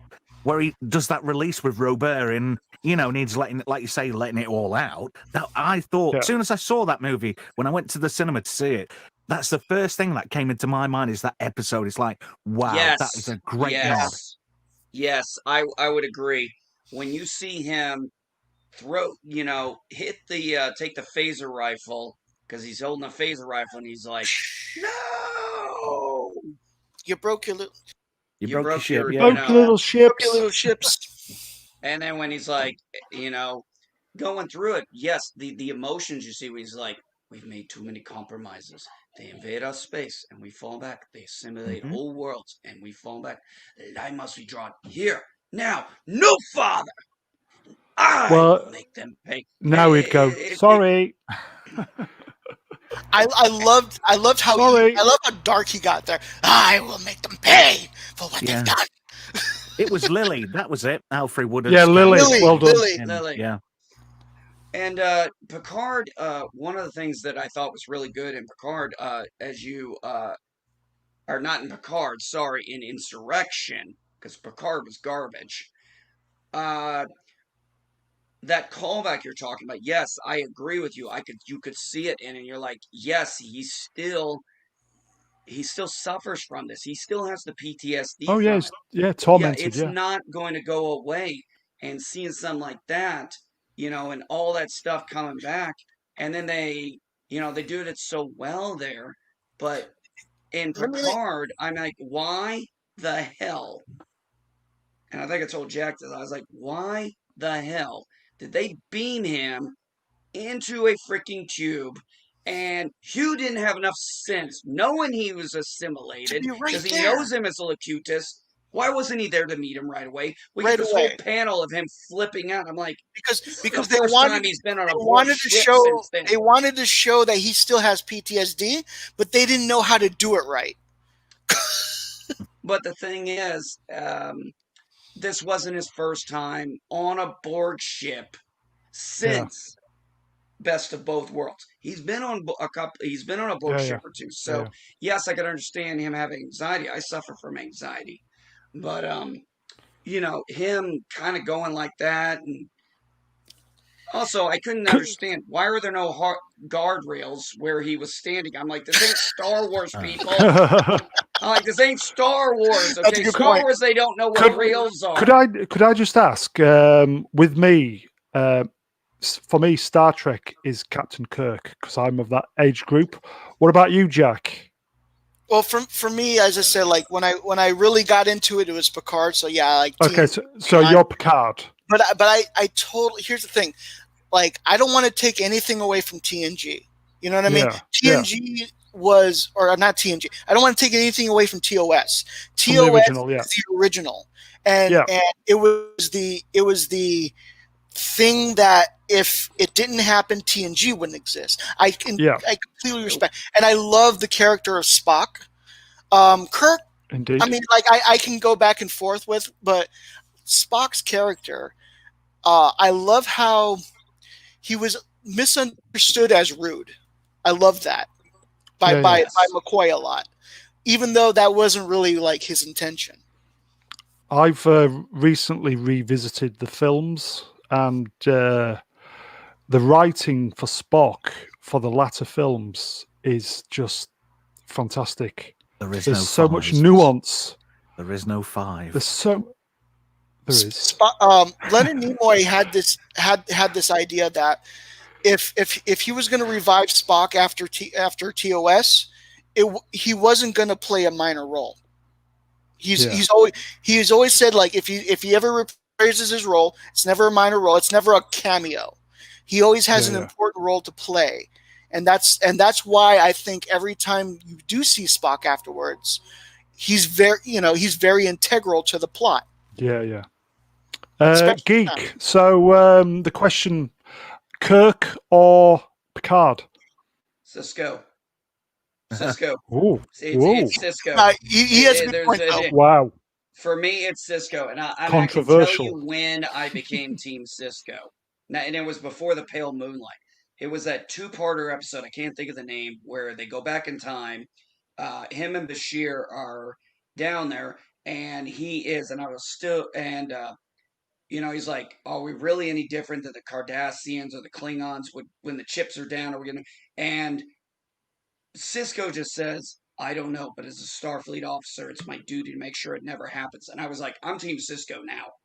That was the moment. And then when I rewatched In the Pale Moonlight recently, it was in the last year or so, and I was just like, "This is freaking beautiful." It's the closest to breaking the fourth wall it done. I mean, he's literally breaking the fourth wall, but all he's doing is making a log. He's just trying to get it off his chest. And you think he's trying to convince the audience that what he's trying to convince himself, though. He's trying to convince himself. Exactly. I do love that. Garrick was fantastic in that. He was a great character. I'll agree. Yeah. What about you, Trev? Who is it for you then? I'll open the questions. So it's obviously Janeway. Kirk. Nobody said Janeway. I'll go for Janeway. I must admit, stop shaking your head. No, I am partial to Janeway. Do you know, I'm Kirk all the way, right? But I have to say, that I've got a lot of love for Janeway, because people say, "Oh, stunning and brave, Star Trek Discovery, strong female characters." Whoa, hang on a minute. We've had Janeway. Hello. Yeah, 20 years ago. Yeah, 25 years ago. Strong female character. Janeway was a strong female character. Yeah. And we've got no people of colour. Oh, hang on. Cisco. Hello. Did everybody forget about him too? Star Trek. It's all fucking shite. Yeah, Star Trek has always represented everybody, regardless of gender, regardless of skin color. It's always been out there from the get-go. And now all these people are saying, oh, isn't Star Trek great? Oh, they're doing all this, and they've got all these new characters, and transgender, and all blah-de-blah. No, they're just box-ticking, but they're doing it in such a way it comes across too apparent, too woke, and it's too much. Virtue signaling. It is virtue signaling. Well, think Yeah. about this. It is, like I said, when I was talking about TOS, one of the perfect ones I always go back to is Let This Be Your Last Battlefield, because Right. that was the really big one on, showing racism. And it wasn't just Yeah. racism, it was it wasn't just racism against, the physical, it was the mental, the ideology that both of them had. Wasn't And the their original hatred. Riddler one of those characters? Yes, he was. And somebody had to Oh, point was that that out to the, me because was I that didn't that- know that. Was that the negative and positive? Yeah, the one where, where one was one half black and white. Yeah, that and was the Riddler. the Yes. other one was opposite. Yeah, that was the Riddler. Whereas I did not even catch that. I did not even as catch if you that were till looking someone into told me. that episode, you wouldn't notice any difference between the characters, but both characters were prejudiced against each other because they were different halves. Yeah, one the makeup side was was different. white on one side and black on Yeah. the other, and the other was opposite. And because of that opposite, apparently they had been at war for a long time. Even though, other than the opposite, they're the same people. Some of their ideology was different. No, actually, some of their ideologies were different too. It wasn't expanded on as much as the physical difference, but the ideologies were different between them as far as how they should go for it. But that was probably due to the thousands of years of hatred and bigotry they had towards each other. Isolation. Neither one of them. Yeah, neither one of them. You really kind of. The crew doesn't understand what to do with this because bigotry is, even Kirk said it when we saw Balance of Terror. He told the helmsman, bigotry will not be accepted on this ship, and he's very angry about it. And you realize when you get into the context later, you realize they have evolved past this, so they find bigotry a more of an insult than even we do in modern time. It's primitive. Yes. Yeah, because bigotry was from a bygone era, like now. Whereas the thing I liked about Star Trek was the fact that there was none of all this pettiness and navel gazing and just scrabbling about in the dirt. And now we're right back at it. It was the optimistic, we are bettering ourselves. And I always love that about Star Trek. And for some reason, these fucking clowns decided, Sir Patrick Stewart included, decided to write Star Trek that reflects 2021. What a load of old fucking bollocks. And they say dude in Picard. Okay. Yeah, and they want to be patted on the back for it as well. I want to make this clear. Dude is like, okay, it is a recent word that came out, and it keeps changing. Okay, so in the 1800s, it was like a derivative of Yankee Doodah, and and it meant like a flamboyant person. Great and then and then eventually it became just like a normal guy, like dude, and now it's gender neutral. I can call a female or a transgender person a dude, and it's not a problem. So it keeps changing. So you're going to tell me that in like 200 years in the future, dude is going to mean the exact same thing it does now? Fuck off. Well, it's is it 300 or is it 400 years? It's 24th century. It's just so okay. 23.99. So year before the news. Is 23.99 before the new millennium? Picard was 23.99. Yeah. 23.99. So effectively 400. So it's just so fucking shit. Now, what I couldn't figure out was, are we still? Sorry, Trev. Cockney Spock. Did they say top bollocks for racks in Discovery? Nice. Nice. Listen, guys, if you ever do a Star Trek or a kind of an overall sci-fi kind of stream, you should get Cockney Spock on because he's a writer. He's a genuinely funny guy. Yeah, he's I've seen him really. on Twitter. He seems like a fun guy. Yeah. He's seriously, guys, get him on a stream. He will just light the stream up. He's. Are you listening, Cockney? He's a top geezer. He knows his stuff. He's a writer, so he knows his chat, stuff, isn't he? He's on the chat. He is. Yeah, Yeah, he's in the he chat is. right now. Do they say top bullocks or rack in Discovery? Yeah, there you go. Yeah. But I mean, that's the point exactly. Well, one of the things I couldn't figure out when you told me this, Jack, when I saw it on Twitter, because I told you I wasn't going to watch the rest of Discovery after that plank of Good for wood you. saved the freaking ship after, so basically just wasted a whole freaking episode of actual decent, actually half-assed character development, except for, I think we were joking when we said, oh, they let that guy live. Oh, yeah, this isn't going to come back and bite him in the ass. And it came back and bit him in the ass like we thought. Yeah, it's so predictable. Discovery is a very predictable show if you kind of get the tropes. You know what I mean? Yeah, exactly. It's predictable because 90% of it is plagiarized. And that's a good point too. I mean, we all knew that the Red Angel was going to be Michael Burnham. Oh, We how all about knew the that. fact that how about the fact that season 3 is basically a ripoff of Andromeda? Yep. Yay! Straight away, first episode, I said Andromeda. And they were Yep. and they were predicting that thing it is, would be a ripoff I kind of, Andromeda. I wasn't truly 100% into Andromeda, Oh, but what I've no. seen, I kind of enjoyed it. It wasn't. I don't think Andromeda is as bad as everybody remembers, but this I've got stuff. a problem now. I thought it was okay. I thought it, Yeah, go on, Trev. it's a good story.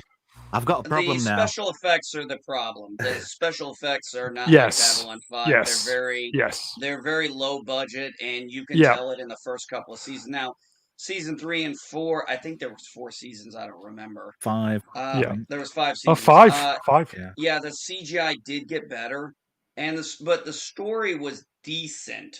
So you can get past that. Yeah. Just like, you can go through Star Trek if you just have the classics like I did Yeah. before Yeah. the special editions. But you can get past a little bit of grainy because the story is so good. And that's the key thing. And unfortunately, that's not what we're getting in what they want Go to on, call Trev. modern Star Trek. It's not. Yeah. It's I can There's forgive. one thing. I can there's one- forgive special effects that aren't up to par as long as the story is good. There's one I thing kind that of. sold Andromeda. Sorry, Trev. Go on. There's one Yeah, thing go on, that Trev. sold Andromeda. Yeah? Nice women. Lexa Oh, yeah. Doig. Mrs. Oh, Shams. Yeah, it's yeah. Was it Romy? Was it Romy? Romy, yeah. Well, Romy was the android version of Andromeda. Yeah. There was She's Andromeda the Good ship, looking girl. Andromeda the avatar, and then there was Romy. She was the android. Oh, I love drama. She was so hot. Yeah, fucking hell, yeah. Going back to the special effects, I started watching The Expanse when it was, I think, about 3 years ago, and season 1 suffered from the Andromeda kind of special effects frame rate thing. It just didn't quite. No. While it was better, I don't know. I don't know if it's the way they were rendering the frame rate or the conversion from. Shall I tell you what your issue is with that? Yeah, go on, Trev. This will be good. Go on. Right, just like Babylon 5 and the reboot of Battlestar Galactica. Yeah. Everything that involved being out in the vacuum of space adhered to the laws of physics. It was true to what actually goes off in spaceflight. So that's why it looks particularly dodgy, because in season 1 and season 2 of The Expanse, it wasn't lit as brightly as it is now. Yeah. So okay. that texture and lighting has all been amped up a little bit now to make it more palatable and sellable. Watchable. Right. So while as the first 2 seasons were true to the laws of space and physics, a little bit too true. Yes, and to the credit, I think that was one of the unique selling points, and also you had that in Babylon 5 as well. Keeping it real.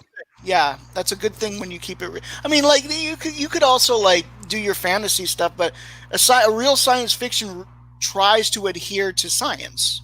Mm.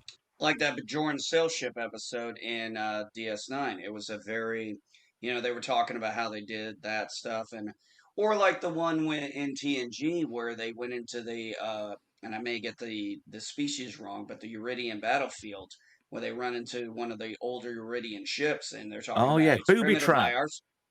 Yes, and they're Booby talking trap. about Yeah, how well he's remembered. talking about Data says this is primitive by our standards, and he goes primitive by our standards now, but they were doing this when we were still building we were still Yeah, building ships in sailing Yeah, mothballs. fleets yeah, of ships.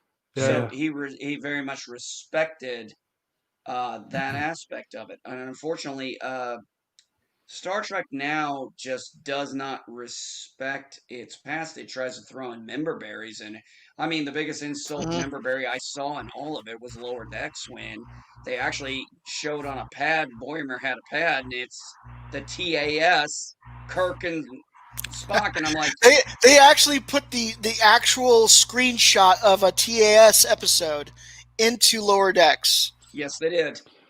I thought Lower Decks, as you said, Jack. I personally think that was the best Star Trek we've had recently. Yeah, no, you're right. It, It is. it could have been. It's It could have been so good if, obviously, you've got the strong female lead, blah blah blah. the But last episode showed their potential. They took that one more serious than the entire yeah, series so far, and I thought that was the best episode. Yes, we did. Yeah, I Yeah, agreed with you on when we talked about it.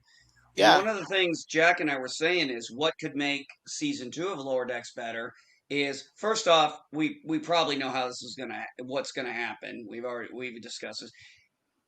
Mariner's gonna do something, and Boimer's gonna get demoted, kicked off the Titan, again, and he's gonna get sent back to yeah, the whatever the hell the name the Cerritos. so, Whereas what yeah, it should be is this would be so cool because the way Boromir is acting at the end of the episode with these new officers that he's meeting, he's not getting berated by Mariner and stuff. yeah, He has the potential to shine as an officer in Star yeah, Trek, and go Yep, and somewhere. that's where I exactly. would like to see it go. I'd like it to be more Boromir on the Titan, but unfortunately I got a feeling they're gonna jack that up, I and don't think they that's can too afford bad. Jonathan Frakes for that long. What's that? They I don't can't think they're afford gonna. Jonathan Frakes because Yeah, obviously he's the captain, and Marina it would have to be Sirtis the as well. yeah. I don't think they'd be able to like afford the old school TNG cast to do that. Trev, have you seen Lower Decks? I haven't. You No. should check it out. I think just purely by accident, it's been the best Trek It's we've worth had. checking out. I'll say It's, that it's worth checking out at least. it's all right. It's not obviously you've got all the agenda stuff going on, but it's there's been genuine moments where I thought I quite like this, considering what we've been having. So Is this on the promising? any Promising. of the streaming services? That's a good question. I don't know. It may be on Netflix. I don't know. I don't know if it was distributed over here. Well, I think I that's the sure as problem. hell haven't seen it, so Illegal sites. I don't know what you mean.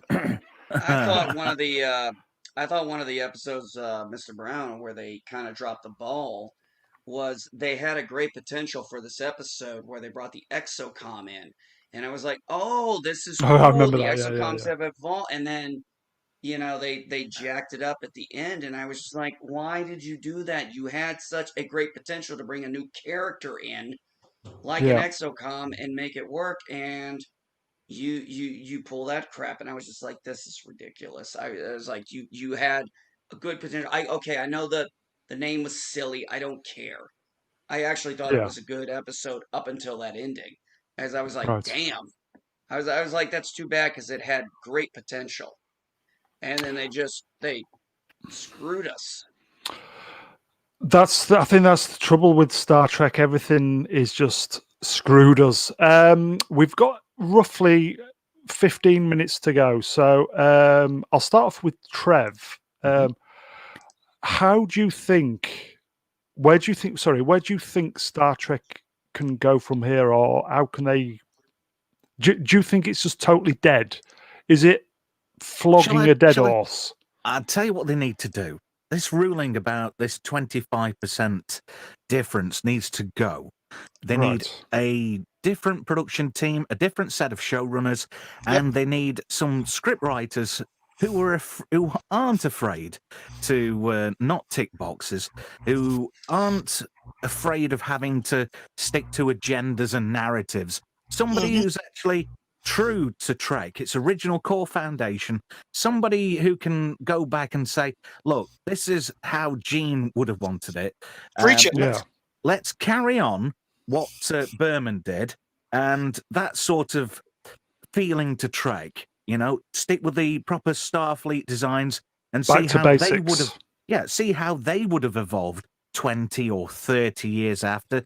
They need a basically whole new, fresh set of blood, relatable characters, well-written characters, provocative stories that are captivating, something which can bring not only new people into Trek, but something what makes hardcore fans like us guys go, fucking hate, this is the show we've been waiting for.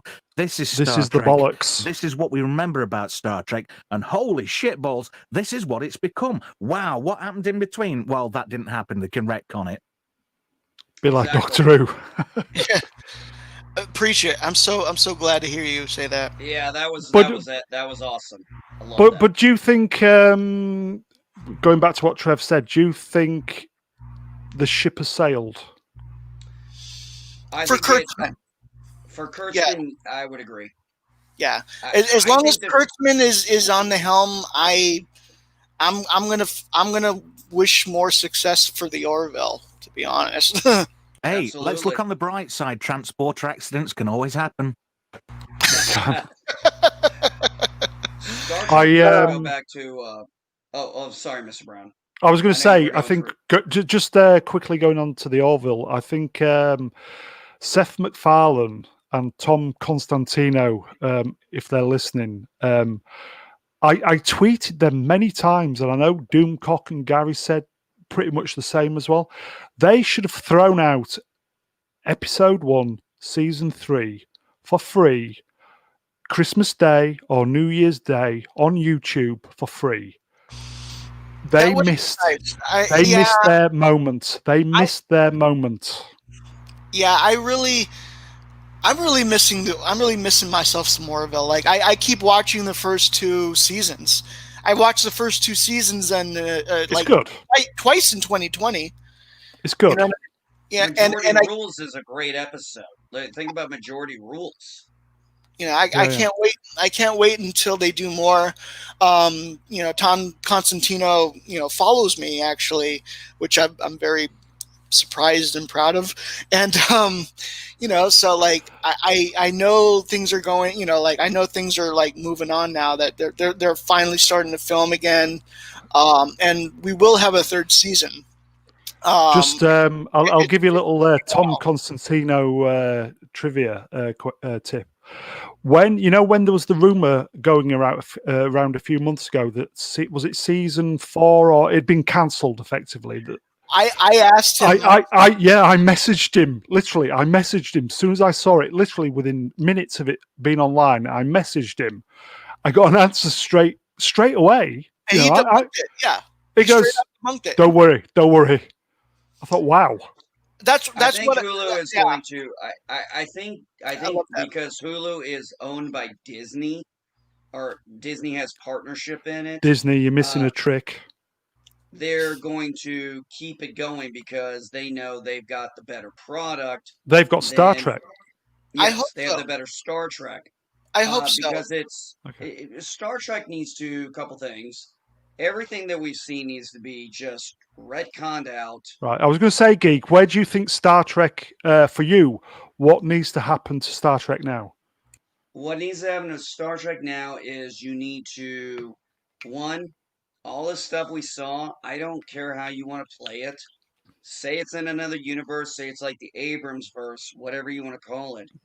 We Be need to gone. get back to the episodic message of Yes. Star Trek. We Yes. need episodes. Yes. We need Weekly. and the problem is, this is why I say lazy writing, because it's hard to write an episode for 50 minutes or whatever the timeline is, 52.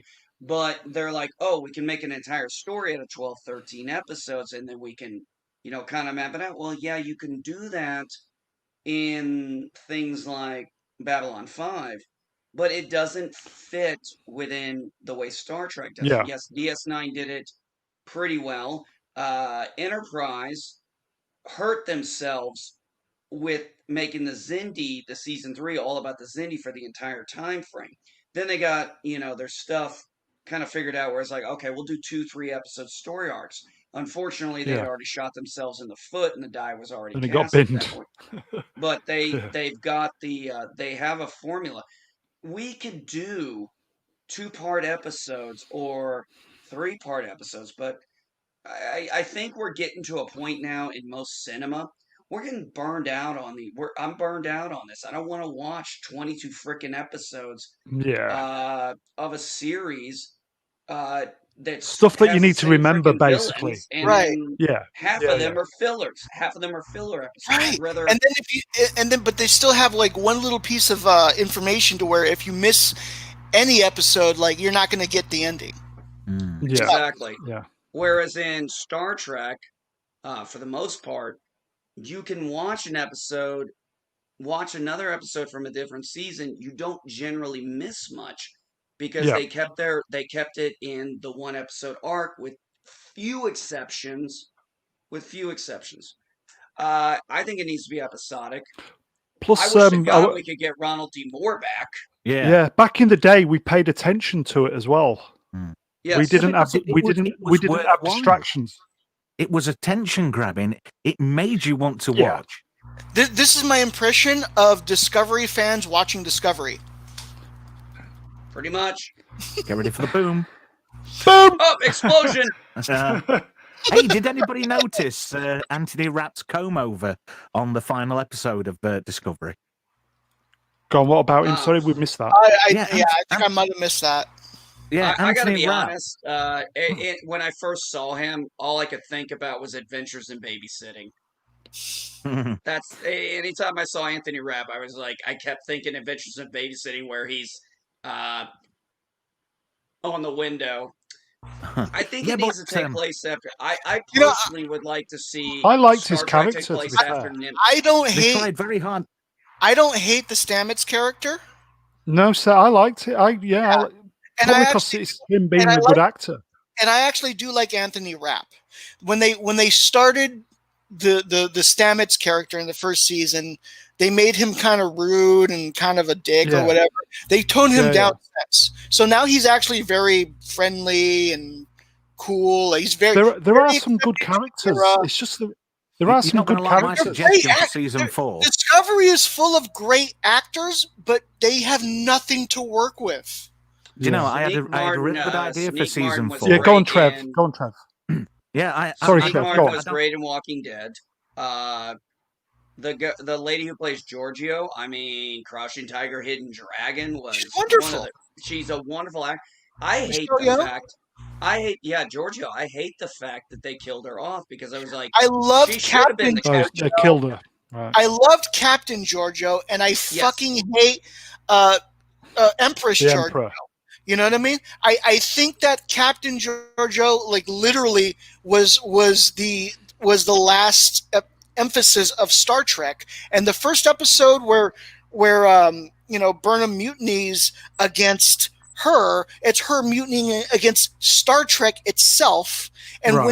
when Georgiou gets killed off, that's literally the end of Star Trek, like of legitimate Star Trek, because she embodied Starfleet, and then she did. She was killed. The embodiment of Starfleet. And then she was only to later be replaced by this Empress who every time she opened her mouth was so cringy because she wanted to act sexy, and she's horrible. in her 70s. Trevor, you was going to say.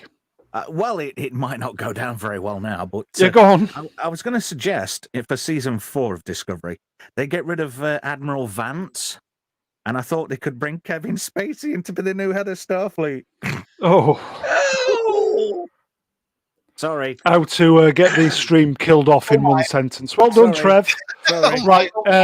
Okay, my well, we've bad. got 5 minutes left. So to finish off, Jack, how would you resurrect Star Trek? Where would you take it from here if it is resurrect? If they can revive it. Well, I would have. What do they need to do? I would have to take everything that's happened with Discovery and Picard and Lower Decks, and I would have to find a way to make it like Legends, like Star Trek, like Star Wars Legends, like in the alternative. Yeah. Whereas, like, if they like that type of shit, they can continue with it, but it's going to be its own little thing. And then I would probably take the franchise and give it to like Ronald D. Moore or Seth MacFarlane. Yeah.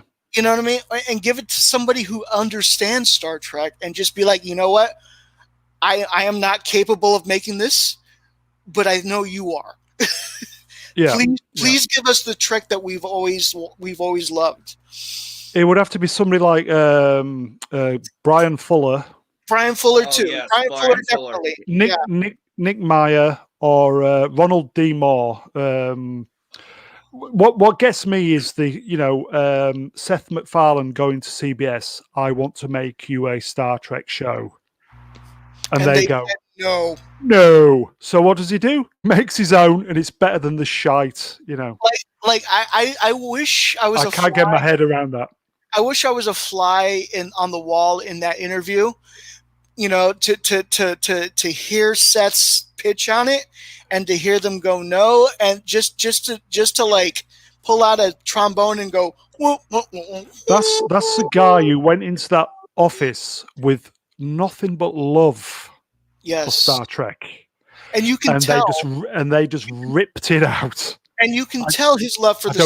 I don't get it. He works with Orville, like he is a mastermind. When it comes to how, like, he's good. I am by the third. Okay, I was going into the Orville expecting to watch something like Lower Decks, Family Guy, or Family. Yeah. It did evolve. I think. Sorry, Jack. Just to kind of chime in, when you looked at the trailers, the Orville looked like it was going to be a comedy. And then, did you notice how when we went through the episodes, it started off with your comedic moments, and then I think they kind of realised they found their feet. Yeah, and now you get the odd little bit, and it's great because it's in there, and it's earned, and it's and by so the first episode, the first scene of the first episode is is basically a Family Guy scene. Yeah.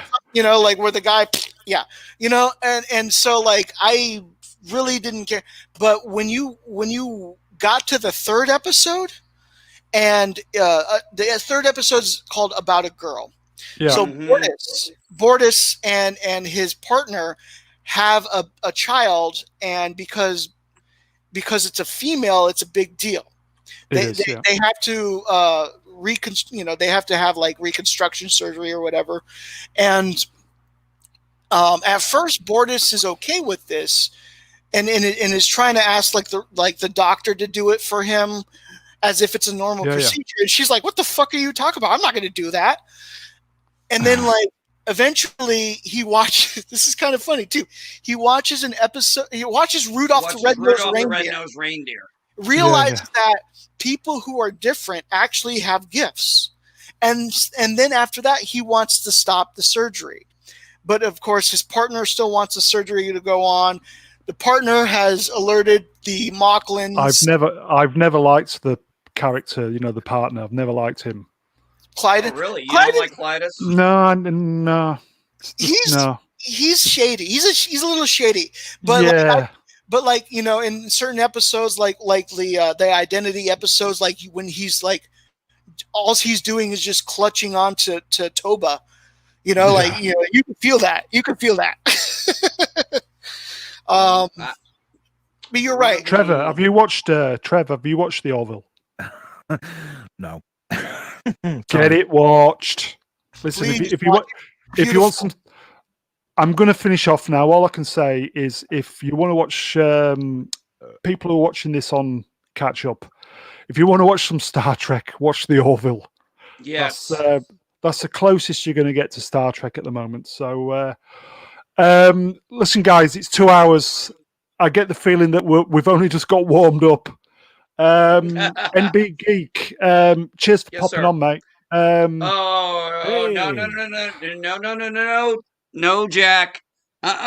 You ain't one up with me on that one. Oh, here we go. We've got toys. He's going to bring out the NSAA protector.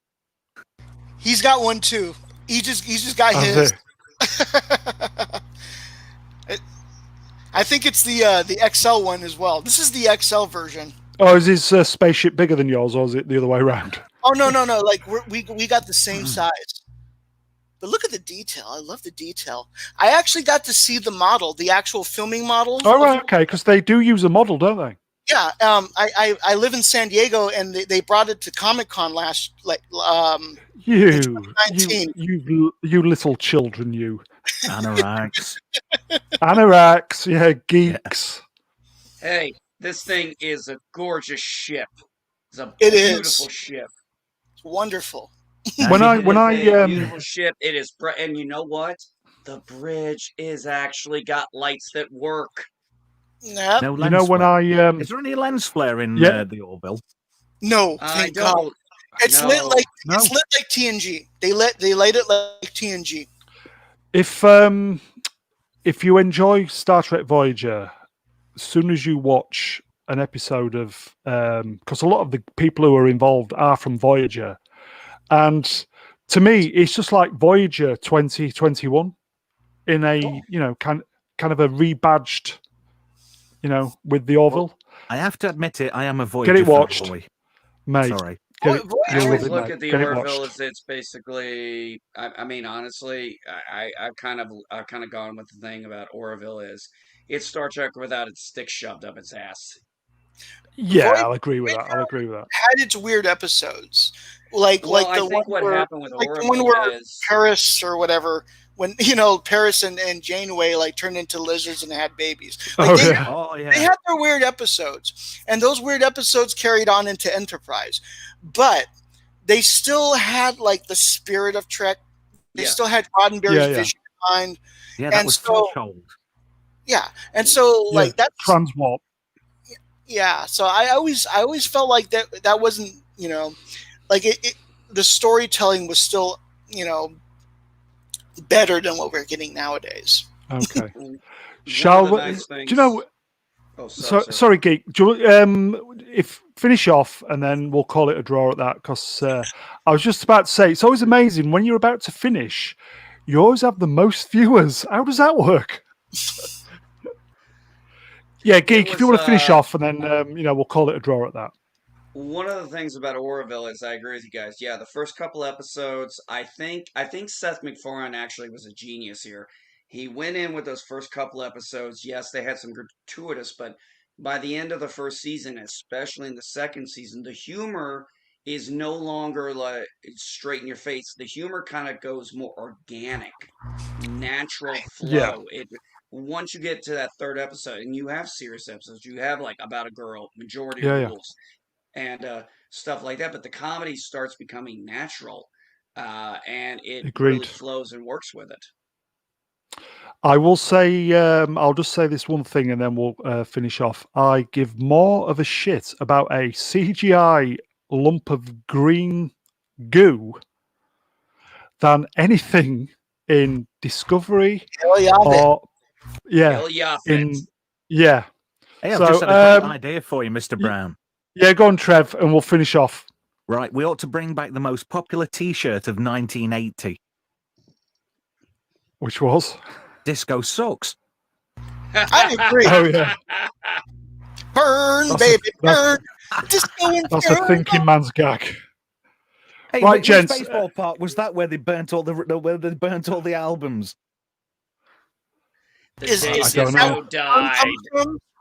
Is that what was? Is that how the burn happened? Yeah. There you go. Hey. Boom!